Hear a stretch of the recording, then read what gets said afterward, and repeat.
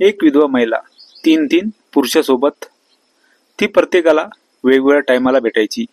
जेव्हा तिघांना माहिती झालं की ती तिच्यासोबत नंतर त्यांनी असं काही केलं की ती विधवा महिला, नमस्कार मित्रांनो, स्वागत आहे तुमचं आमच्या चॅनलमध्ये। तुम्ही जर अजून आमचं चॅनल सबस्क्राईब केलं नसेल तर प्लीज चॅनलला सबस्क्राईब नक्की करा। आजची कथा एका विधवा महिलेची आहे।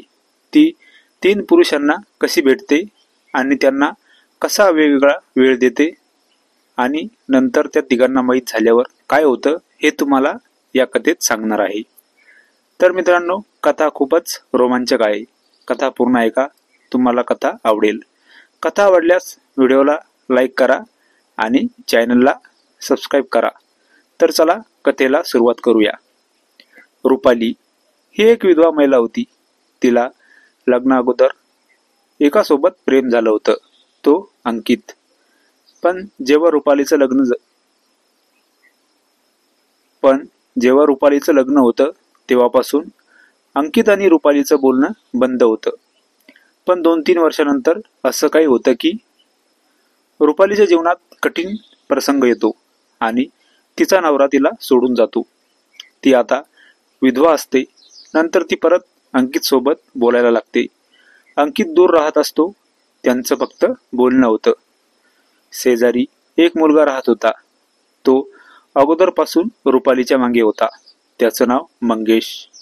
अगोदर तर रुपाली त्याला बोलत पण नव्हती, पण आता ती स्वतःहून त्याला बोलायला लागते। 1-2 वेळा तर मंगेश आणि रुपालीमध्ये खूप काही घडतं आणि ते दोघे, रुपालीचा अगोदरचा प्रेमी अंकित पण तिला भेटायचं बोलतो। रुपाली त्याला पण भेटायला बोलवते आणि ते दोघे बाहेर भेटतात।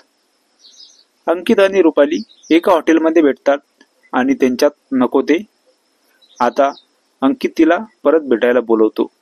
रुपाली अंकितला पण भेटते आणि मंगेशला पण। थोड्या दिवसांनी तिच्या संपर्कात एक नवीन युवक येतो। तो तिच्या नातेवाईकामधला असतो, विकी। काही कामानिमित्त तो रुपालीच्या घरी येतो आणि तिथे मुक्कामी थांबतो। रुपाली घरी एकटी असते आणि विकी तिथे थांबतो। रात्री दोघेच असतात आणि त्यानंतर विकी कधी पण रुपालीला भेटायला येत असतो।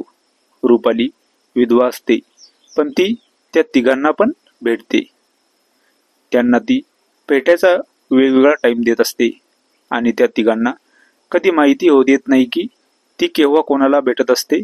पण एक दिवस विकी रुपालीच्या घरी असतो, तेवढ्यात तिथे अंकित येतो। अंकित रुपालीला विकी सोबत बघतो। ते बघून तो बाहेरून निघून जातो। नंतर तो तिला भेटायचं सोडून देतो। दुसऱ्या दिवशी ती मंगेशला भेटायला जाते आणि विकी त्यांना बघतो। विकी नंतर मंगेशला विचारतो की तू केव्हापासून रुपालीला भेटतो? मंगेश विकीला सर्व काही सांगतो। आता तिघांना पण माहिती होतं की रुपाली कोणाला केव्हापासून भेटते। त्यानंतर तिघेही ठरवतात की रुपालीला परत कधीही भेटायचं नाही, कारण ती तिघांना पण चीट करत होती। रुपाली त्यानंतर एकटीच असते। ते तिघेही तिला कधी बोलत नाही, कारण रुपालीचं असं वागणं त्यांना पटत नाही। ती तिघांना पण खोटं बोलत होती। ही कथा पूर्णपणे काल्पनिक असून वास्तविक जीवनाशी काहीही संबंध नाही। ही कथा फक्त आणि फक्त मनोरंजनासाठी आहे। मित्रांनो, कथा आवडल्यास चॅनलला सबस्क्राईब करा। धन्यवाद।